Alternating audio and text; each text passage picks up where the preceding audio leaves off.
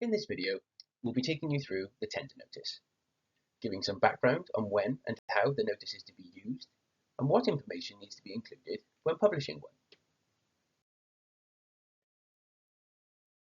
A tender notice is required in order to advertise and commence a competitive tendering procedure. This is to ensure that suppliers and citizens have visibility of what the contracting authority is going to market to procure. For suppliers, this allows them to determine if they wish to take part in the procurement, and for citizens, it allows them to see the process by which contracts are being tendered and to which goods and services they relate. A tender notice will act as an invitation to submit a tender for the contract under the open procedure, and could also act as an invitation to tender or an invitation for suppliers to submit a request to participate under the competitive flexible procedure. The Act requires contracting authorities to provide any associated tender documentation in conjunction with the tender notice to allow suppliers to prepare a tender. The tender notice is not applicable in the case of direct award, as the transparency notice plays a similar role in those cases.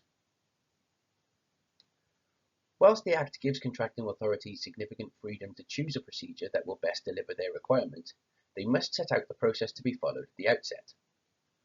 Whilst there is some limited scope to modify this, contracting authorities must follow the process set out in their tender notices, as failure to do so may leave them at risk of challenge.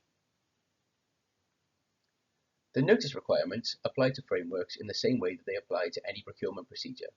with the addition of some framework-specific requirements, including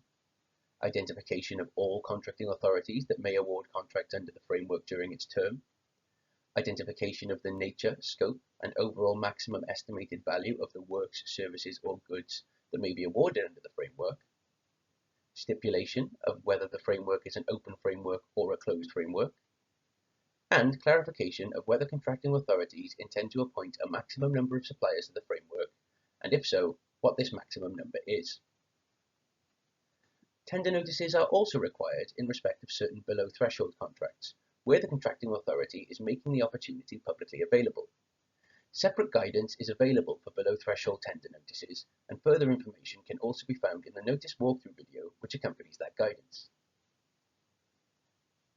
Different information will be required in different circumstances, and a summary of the information required when completing a tender notice can be found in Regulations 19 to 23 of the Procurement Wales Regulations 2024 and the Tender Notice Guidance.